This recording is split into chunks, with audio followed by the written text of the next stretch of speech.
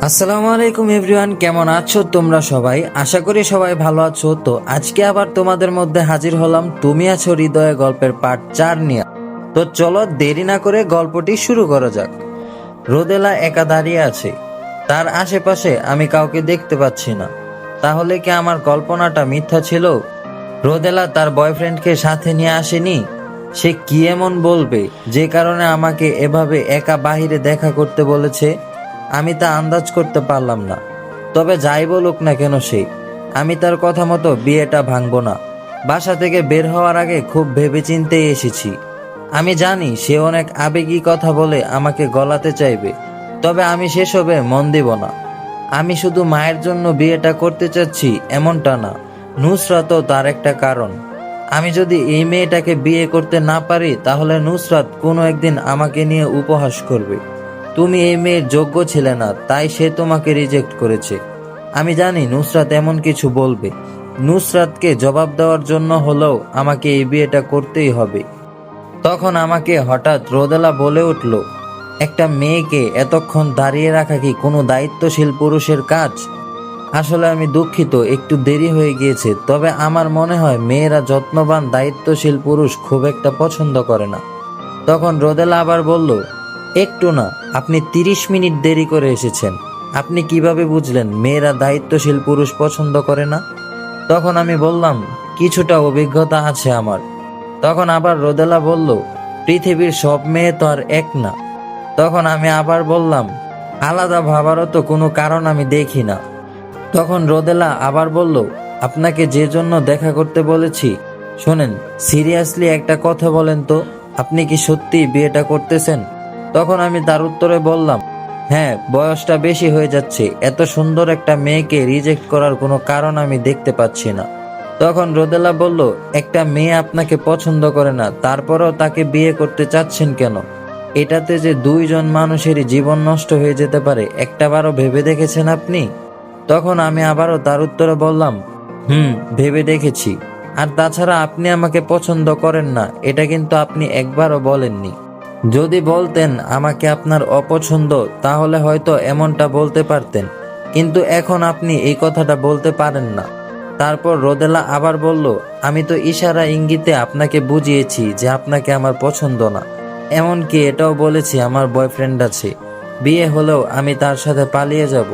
তারপর আমি আবার বললাম, আমারও গার্লফ্রেন্ড ছিল, সো আপনার বয়ফ্রেন্ড আছে, এটাতে আমার কোনো সমস্যা নেই।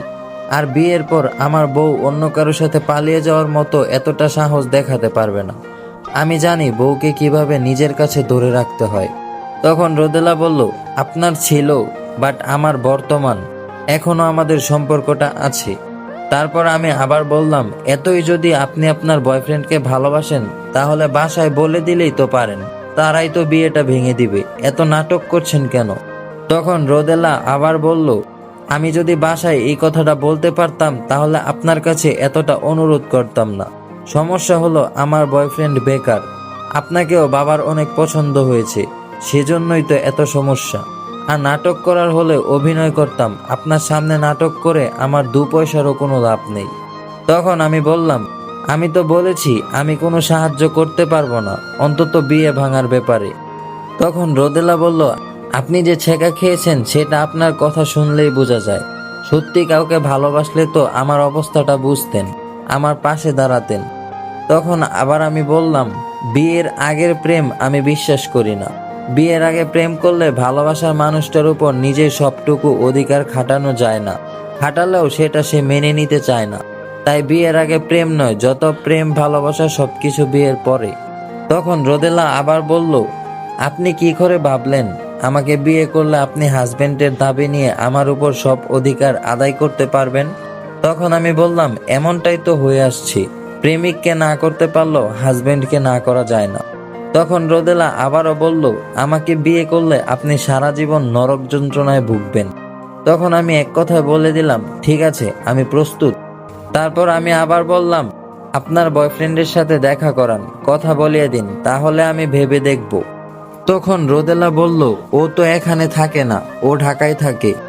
তারপর আমি আবার বললাম, যদি ঢাকায় থাকে আপনাকে এতই ভালোবাসে তাহলে আসতে বলেন। তখন তার উত্তরে রোদেলা বলল, সমস্যা আছে বলেই তো আসতে পারবে না, তাই না? তখন আমি তার উত্তরে বললাম, ভালোবাসার মানুষের জন্য সব সমস্যা ফেলে চলে আসতে পারে। আমার তো মনে হচ্ছে আপনার কোনো বয়ফ্রেন্ডই নাই, সব মিথ্যা বলছেন আমাকে। তখন রোদেলা আবার বলল, বিয়ের পর যখন পালিয়ে যাব তখন বুঝতে পারবেন বয়ফ্রেন্ড আছে নাকি নাই। তারপর আমি আবার বললাম, গেলে আপনাকে আগেই যেতে হবে, কারণ বিয়ের পর সেই সুযোগটা আমি আপনাকে দিব না, সেটা তো আগেই বলেছি। রোদেলা মেয়েটা আমার উপর রাগ করে আগুন ঝরা চোখে তাকাতে তাকাতে চলে যায়।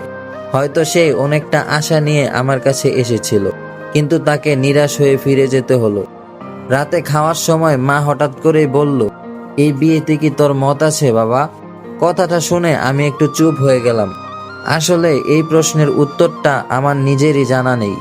তারপর মা আবার বলল, তোর যদি মত না থাকে তাহলে বল বাবা। আমরা চাই তুই সুখী হ, তোর সুখই আমাদের সুখ। তোর জন্যই আমরা এত কষ্ট করছি, তোর কষ্ট দেখতে চাই না আমরা কখনো। তখন আমি মাকে উত্তরে বললাম, তোমাদের পছন্দ হয়েছে তো মেয়ে, এতেই আমি খুশি। বাবা মায়ের পছন্দে বিয়ে করাটাও যে কতটা আনন্দের সেটা তোমরা বুঝবে না। তখন মা আবার বলল, মেয়েটার বাবা আমাদের কথা দিয়েছেন, আমিও তাদের কথা দিয়েছি। আমরা তো অনেক আগে থেকেই মেয়েটাকে ভীষণ পছন্দ করে রেখেছি, তোদের দুজনকে অনেক মানাবে। সব জল্পনা কল্পনার অবসান ঘটিয়ে আমাদের বিয়ে হয়ে যায়। যে মেয়েটা আমাকে পছন্দ করে না, যে মেয়েটার বয়ফ্রেন্ড আছে, সেই মেয়েটার সাথেই আমার বিয়ে হয়। বিয়ের দিন আমি নুসরাতের দিকে কেন জানি তাকাতে পারিনি। তার দিকে যখনই তাকাতাম তখন নিজেকে অপরাধী মনে হতো। আবার মনে হতো সে তো এখন আমাকে আর আগের মতো চায় না, আগের মতো ভালোবাসে না। সে যদি ফিরে আসতে চাইতো কিংবা বলতো এই বিয়েটা করো না, তাহলে হয়তো অন্য কিছু হতে পারত। কিন্তু সে এসবের কিছুই করেনি। চুপচাপ নীরব দর্শকের মতো দাঁড়িয়ে দাঁড়িয়ে আমাদের বিয়েটা সে দেখেছে। তবে আমি এক প্রকার জেদের বশবর্তী হয়েই এই বিয়েটা করেছি। আমি এখন নুসরাতকে বুক ফুলিয়ে বলতে পারবো, তুমি আমাকে ছেড়ে চলে গিয়েছিলে তুচ্ছ একটা কারণে। ভেবেছিলাম আমি তোমার যোগ্য না, তুমি আমার থেকে আরো অনেক ভালো কাউকে ডিজার্ভ করো, তাই আমাকে খুব সহজেই ভুলে গিয়েছিলে। কিন্তু তুমি হয়তো কখনো চিন্তা করে দেখোনি আমিও তোমার থেকে বেটার কাউকে ডিজার্ভ করি, আর সেটা আমি পেয়েছিও। আমি যখন আমার সদ্য বিয়ে করা বউ নিয়ে নুসরাতের সামনে দিয়ে চলে আসছিলাম, তখন আমি নুসরাতের চোখে অনেক হিংসা দেখেছিলাম। সে হয়তো চায়নি বিয়েটা হোক, তার মন খারাপ ছিল যখন আমি তারই সামনে দিয়ে রোদেলার হাত ধরে তাকে নিয়ে আসি। তবে আমি এসব নিয়ে একটুও ভাবিনি, কারণ আমার অতীত ভুলে গিয়েছি। আমি আমার সৃষ্টিকর্তাকে সবসময় ধন্যবাদ জানাই, আমার অতীত সম্পূর্ণরূপে ভুলে যাওয়ার অলৌকিক ক্ষমতা দিয়েছেন আমাকে। সেজন্য আমি এখন আমার বাবা মা ব্যতীত কাউকে ভালোবাসি না। যদি কাউকে ভালোবাসতে হয় তাহলে নতুন করে ভালোবাসবো। বাসর ঘরে আমার জন্য আমার বউ বসে আছে, তবে তার কাছে যেতে আমার কেন জানি ভয় লাগছে। বিয়েটা তো তার ইচ্ছেতে হয়নি, তার কাছে গেলে সে কি বলবে এটাই ভাবছিলাম আমি। কিন্তু যেতে তো হবেই, এছাড়া কোনো উপায়ও নেই। আমি সাহস করে রুমে ঢুকে দরজাটা এমনভাবে লাগালাম যাতে কোনো শব্দ না হয়, কিন্তু তবুও শব্দ হলো। বিছানায় বসতেই মেয়েটার রাগে গড়গড় করা কণ্ঠ শুনতে পাই, আপনি আমার কাছে আসবেন না, আপনি আমার জীবনটাকে শেষ করে দিয়েছেন। কত স্বপ্ন দেখেছিলাম জীবনে নিজে কিছু করব, বড় কিছু হব, নিজের পছন্দে বিয়ে করব, কিন্তু আপনি সব শেষ করে দিয়েছেন। আমাকে আপনি ভুলেও স্পর্শ করার চেষ্টা করবেন না। তখন আমি বললাম, ওয়েট, ঠিক আছে, আমি জানি আমার উপর আপনার অনেক রাগ হওয়াটা স্বাভাবিক। তবে আমাদের এই বিয়েটাতে হয়তো আমরা খুশি হতে পারিনি, কিন্তু দুই পরিবারের মানুষগুলো কতটা খুশি হয়েছেন সেটা হয়তো আপনি জানেন না। আমার মনে হয় বাবা মায়ের ভালোবাসার কাছে এসব বয়ফ্রেন্ড গার্লফ্রেন্ডের ভালোবাসা খুবই তুচ্ছ। আপনি কি চলে আসার সময় আপনার বাবার দিকে একটাবার তাকিয়েছিলেন? তার চোখে জল ছিল, তবে সেটা দুঃখের নয়, সুখের। আপনি ঘুমিয়ে পড়ুন, সমস্যা নেই। আমি অতটা খারাপ মানুষ না যতটা আপনি ভাবেন। আমি মানুষকে ভালোবাসতে চাই, কিন্তু আফসোস বাবা মা ছাড়া কেউ আমাকে কখনো বুঝতে পারে না। তো গাইস, আজকের পার্ট 4 এখানেই শেষ করতেছি। যদি গল্পটা ভালো লাগে তাহলে অবশ্যই একটি লাইক করবে, আর পরবর্তী পার্টটা যদি তোমরা চাও তাহলে অবশ্যই কমেন্ট করে আমাকে জানাবে। আর যদি আমার চ্যানেলে নতুন হয়ে থাকো তাহলে অবশ্যই আমার চ্যানেলটিকে সাবস্ক্রাইব করে পাশে থাকা বেল আইকনটি বাজিয়ে দিবে, যেন পরবর্তী সকল গল্প আপলোড করার সাথে সাথে তোমার কাছে নোটিফিকেশন চলে যায়। ধন্যবাদ সবাইকে।